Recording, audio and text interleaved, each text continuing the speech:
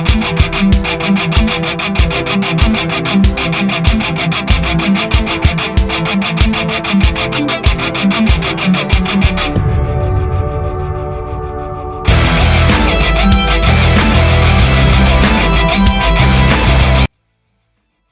and gentlemen, welcome. Your face is back to another video, part 2 of this series.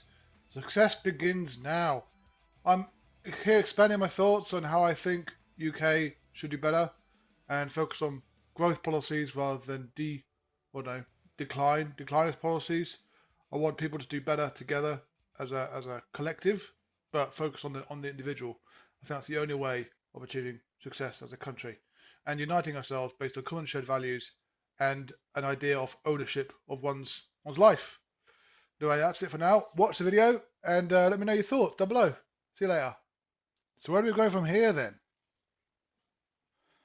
So I've spoken about my experience and how that has fed into my worldview today and how I'm bemoaning the fact that it's becoming harder to do what I did. The reason why I bang on about it is because I want everyone to succeed.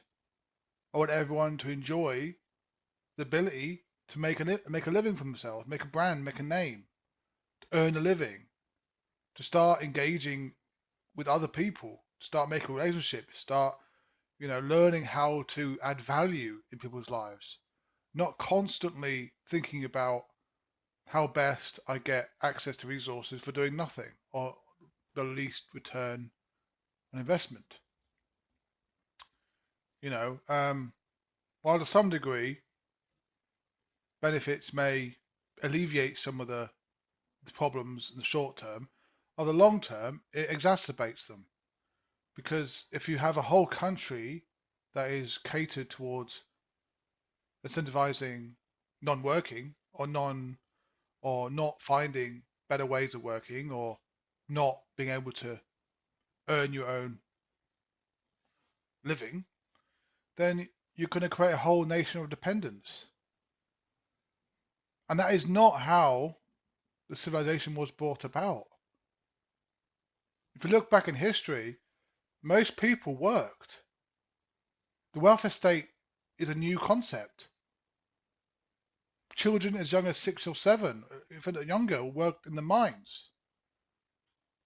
Humanity is a story of struggle, of constantly trying to be above starvation, to survive.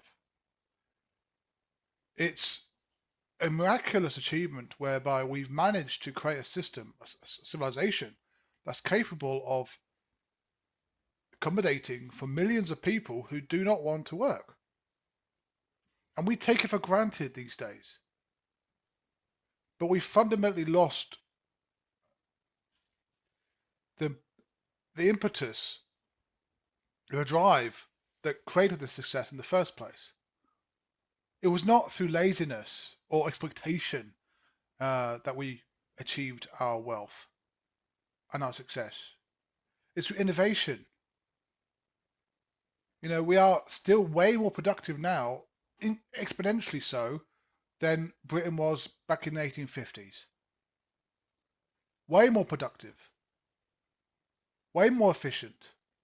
While I bang on about productivity growth being slowed the past 20 years or 30 years, if you look at a larger time span, we have grown. We have become a lot better, a lot more efficient.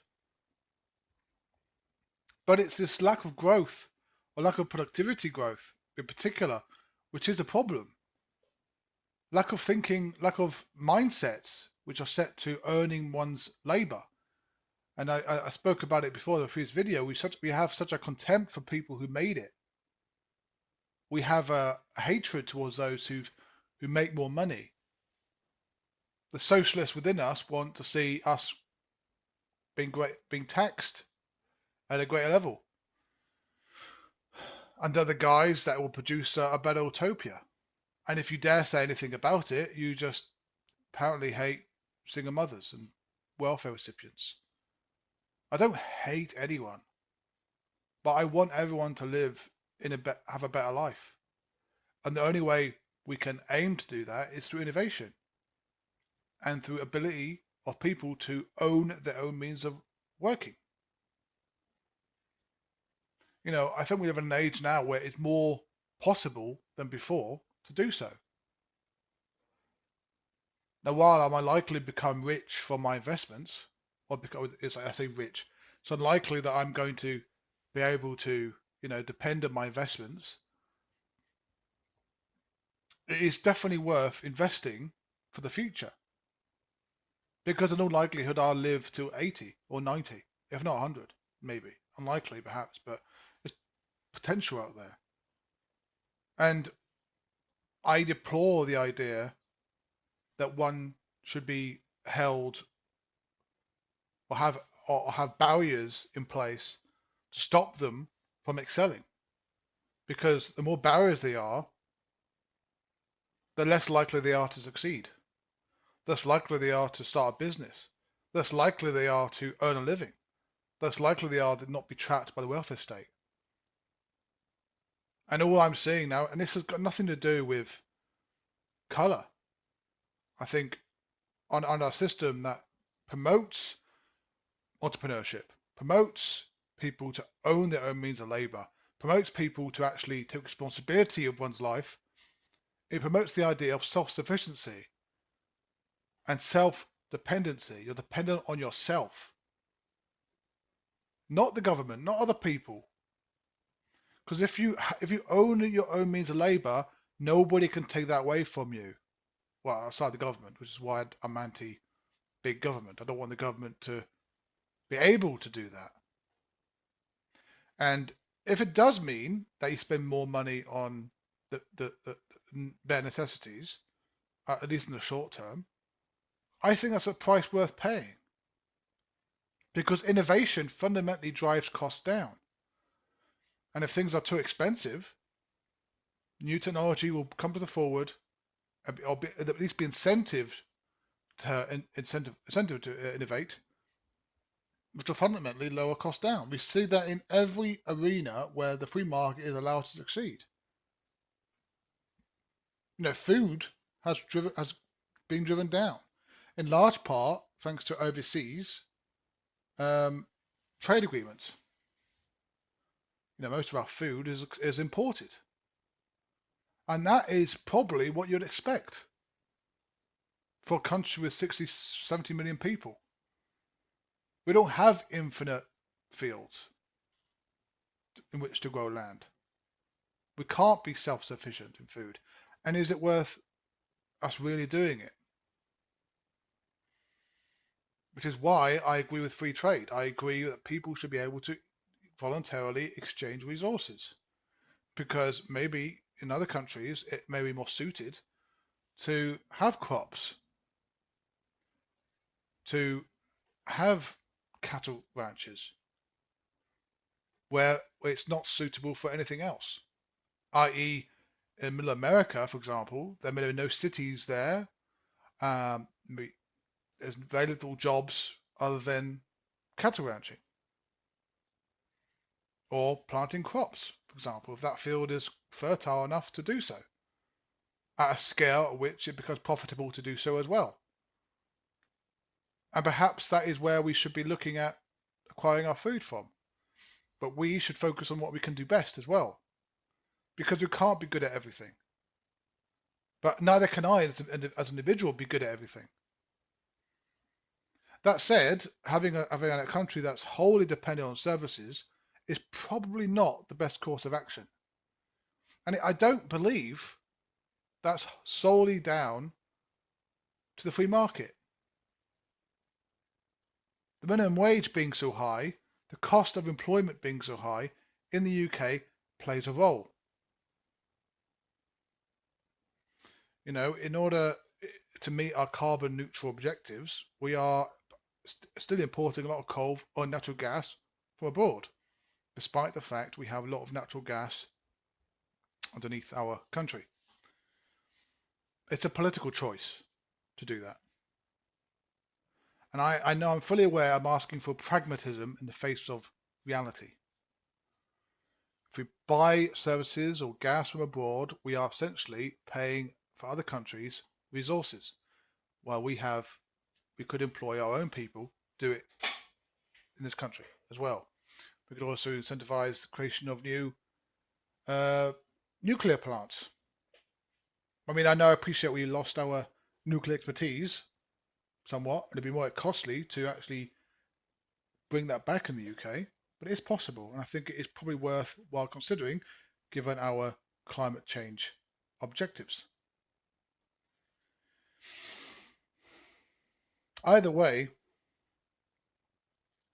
I don't agree that state policy to undermine the job market, undermine business creation, and undermine ability for people to work more hours and become more productive is a conducive way to ensuring a healthy civilization. And for those people who are still unsure about taxation, I simply recommend you look at the Laffer curve. Again, I think it's worthwhile pushing back on the idea that taxation is the only way forward. I believe the only way forward is through innovation and through re-pioneering lessons we had previously learnt. I don't think it's a miracle necessarily, or by coincidence, that Britain became one of the most prosperous countries in the world. We gave people the ability to own their own means of labour. We previously had a feudal class, who owned most of the land, and all of a sudden, people were allowed to actually own land. Everyone was allowed to own land, including their own innovation. And taxes weren't always so high, and there were incentives to actually create your own business. So employment was a large part of the workforce, a productive part of the workforce. Small businesses still continue to this day are one of the largest employers in the UK. And it is needed. No idea in the market was ever just engineered like that. And most big businesses, all they do is buy up small businesses who've got good ideas. I'm oversimplifying, but that's generally true. Larger businesses, the less innovative they generally are, at least in my experience. And the innovation comes from small businesses. Because that's the onus for their existence. Why are they different? Well, here's a new technology. Here's a new idea. I want to test it out in the marketplace. Oftentimes they may get bought out or what have you, but fundamentally the process is there. And it's difficult to have new ideas in a world where, especially nowadays, it's very difficult and expensive. It's very expensive to hire people. There's so many laws you've got to be aware of. So not only have you got to be a good businessman, you've got to understand the laws and the tax rates and all the rest of it, the regulatory requirements. It's a whole list of things, a plethora of things you've got to be considering each time you want to start something. It's very difficult to build anything in the UK. Now, am I begrudging the extent of regulation? Yes, I am. Do I think all this regulation is needed? No. Do I think some of it is needed? Yes. But fundamentally, I do agree with releasing a bit of red tape. And I know this is controversial, but let's target home ownership or homes in the UK. Providing cheaper access to debt is not the answer to affordable homes. The answer is building more homes. It's supply and demand. The alternative is you give people more money or more access to money and they rack up more debt. And fundamentally drives prices higher because why would you sell at 700,000? You could sell at 800,000. Well, you will. People can afford it now because they get access to higher loans. Costs spiral out of control. And they very rarely, at least historically speaking, rarely come down. They slow down perhaps, but they rarely come down. And the only answer to putting costs down, especially of houses, is through building more houses. And I'll go further than that, and this is why this gets controversial quite quickly, is if you release red tape, it would incentivize businesses to build homes in floodplains. And that I find is unacceptable. So it's one piece of legislation I would actually agree with is ensuring that homes don't get built on floodplains. But even today, that still happens. And I'm curious to understand why and how we can solve that, because surely there's other areas that aren't impacted or won't impact flood risk so much than floodplains. And it's not just small businesses doing it. It's not just home building companies doing it. It's also councils doing it. When I lived in Aberystwyth back in 2017 or 2012, sorry, this goes back 10 years, if not more. The council had built a massive new council house or council building, office, in a floodplain. The year after it was completed, it flooded. Now, there were also equally Morrison's there as well. I also got flooded, but for me, that's a private business. And it dealt with the risk accordingly. It accepted the risk of flooding. Cheap land, it floods once a year. Good trade-off for them. This is fine. But you building new homes in floodplains is not a good idea. So that's the only regulation I could think of. But nowadays, there's tons of regulations you've got to think of. You can't just build something. You have to make sure it doesn't contribute to flooding anywhere elsewhere. And that's really expensive. And some of it is over the top. Not always, but sometimes. I worked at I think I mentioned this previous video. One of my clients was a guy developer wanting to build 2 housing blocks, and there's a lot of protests against this because apparently, according to them, it would cause flood risk downstream, and the developer spending a considerable amount of money to just prove that claim. So he was presumed guilty until proven innocent, and even when proven innocent, i.e., he wasn't actually impacting downstream, even then protests still keep going. And that obviously costs time and money. It's very, very costly. Now, I don't know how much money this person had. I imagine sufficient money to build it. But if I wanted to do that, that'd be a very risky enterprise, very risky business. So you'll never get likes of me doing that. That'd be insane. You're relying on people with big pockets to be able to do that, to provide housing, additional housing. And that's just for one site. I think that's extreme.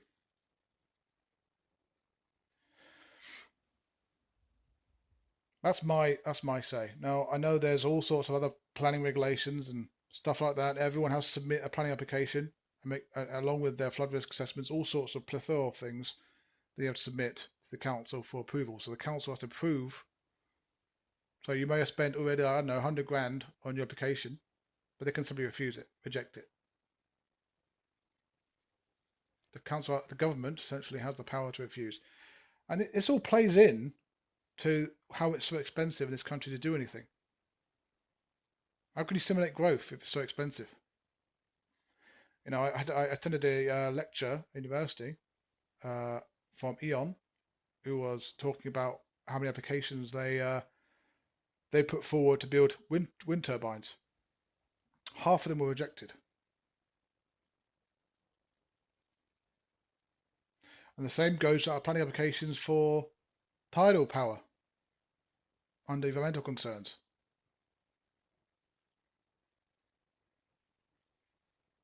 I'm not easily dismissing any of these concerns. They're probably very legitimate, but some of them, for example, new nuclear plant down in, or was it Hinkley Point C or whatever? Forgive me if I'm wrong, but a lot of environmental concerns about the fish, and they were complaining about how fish would be safeguarded against the. Again, I can't quote. Don't quote me on this one, but they were complaining about fish essentially. And I did read it, believe it or not, years ago. This happened months ago or years ago. Apparently, it's quite an easy fix. But despite this easy fix, and despite the implementation, people didn't trust the fix. So they'd rather cause increased costs onto a private company trying to build it, which will also help in some way to alleviate the energy crisis in this country, all because of fish.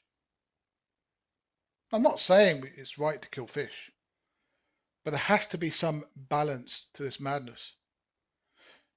I spoke about another project whereby work was stopped or would risk of stopping in a little creek due to the presence or potential presence of salmon, because salmon is a protected species. But if we hadn't done the work, there's a risk of chemical spillage in the creek itself, killing everything.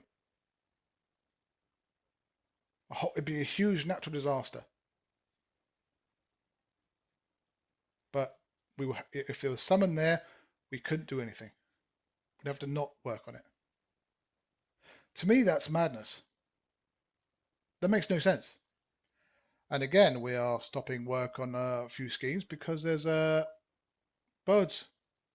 protected birds on it.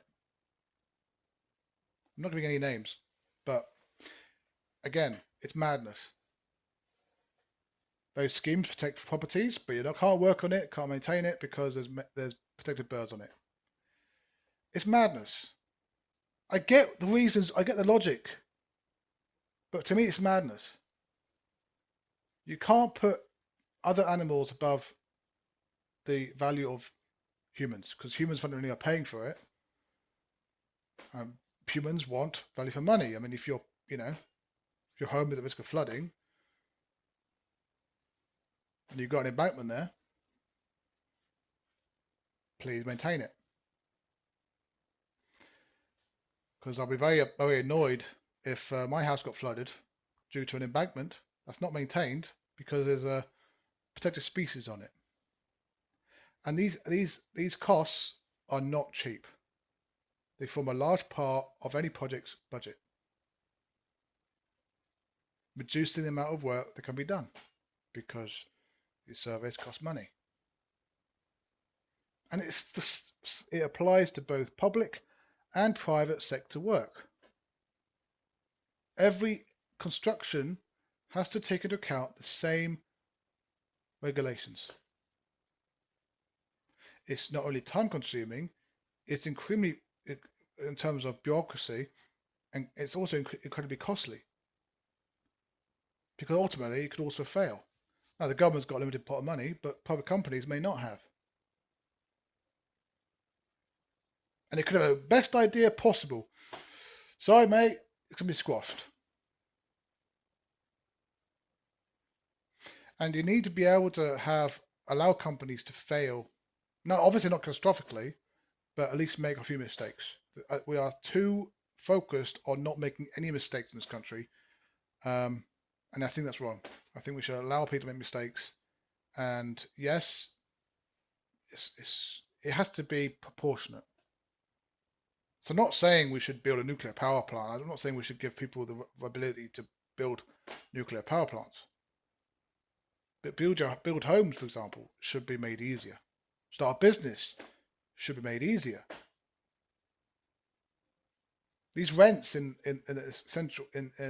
Leeds, for example, are extortionate. So loads of businesses are going offline.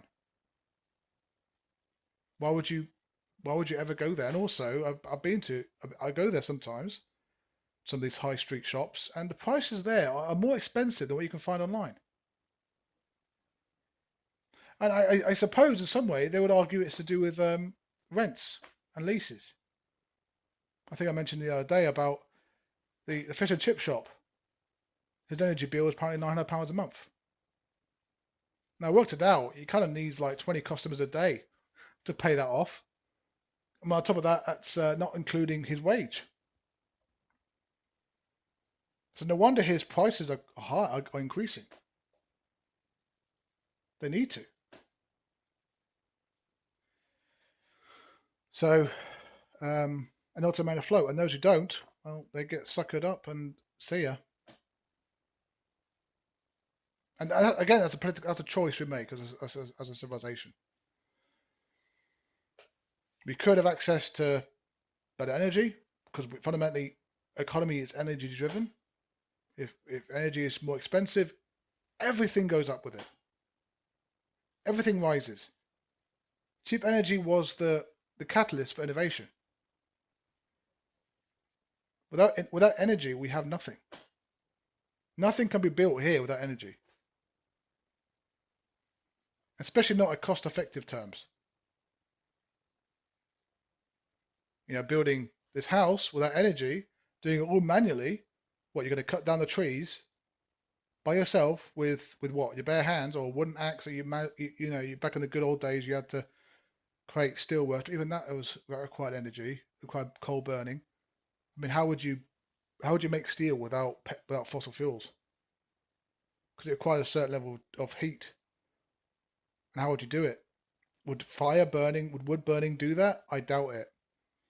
And how would you get the materials from? I mean, all sorts of questions come up from that. I'm diving into a different topic. The point is, fossil fuels is what drives the economy. And also enabling people to own their own means of labor is also what drives the economy. We cannot just be agents of the state because otherwise things will not grow. We will stagnate, which we have done the past 30 years. It is time for change. Now, in following videos, I will talk more about what change I propose we do. So stay tuned and listen in. Because a lot of policies I'm thinking about which could alleviate some of the challenges, which is not politically palatable, but I believe it to be necessary. And before people tell me that I am a far-right, whatever, geezer, my vision of this country has got nothing to do with race.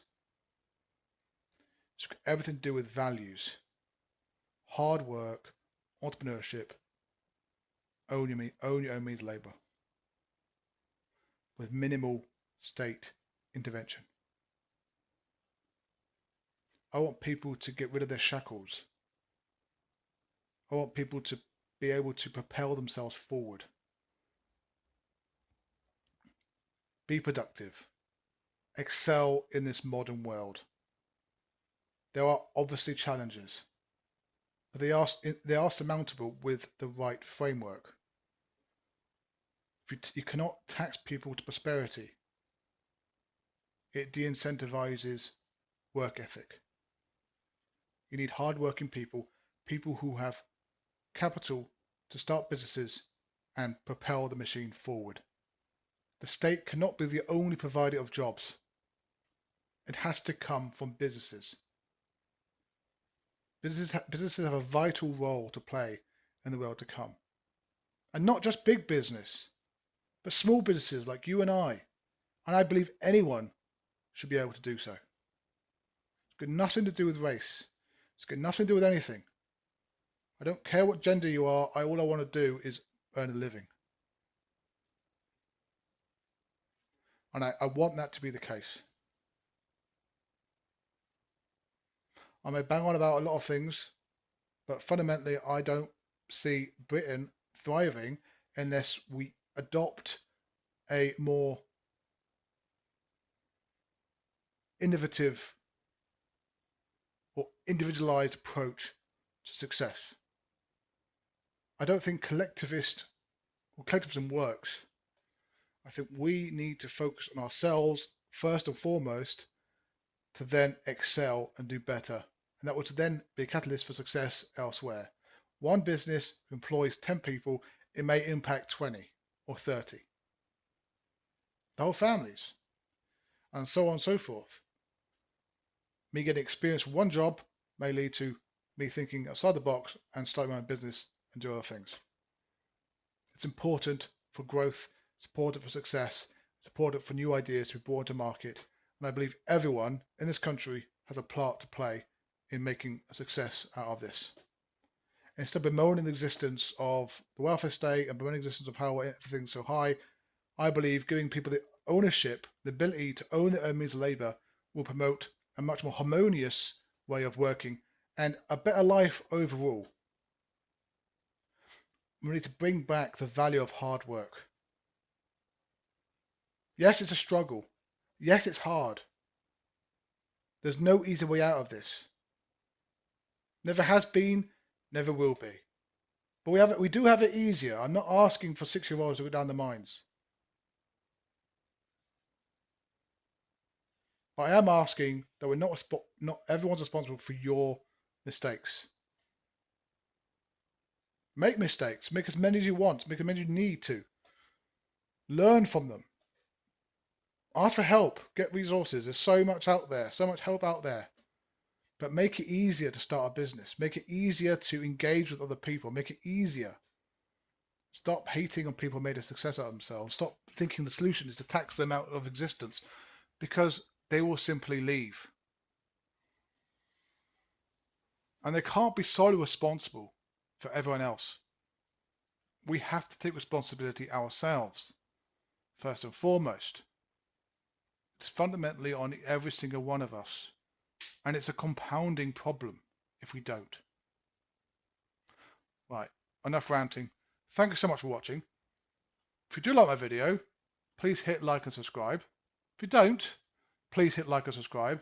And yeah, I'll see you in the next video. There's a lot more to come. I've got a lot of things to talk about.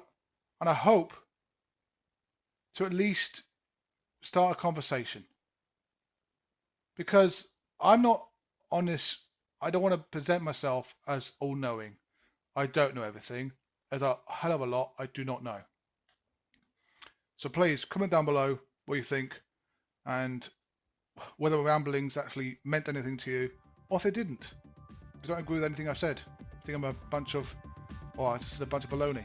That's also fair, by the way. That's a fair opinion to have.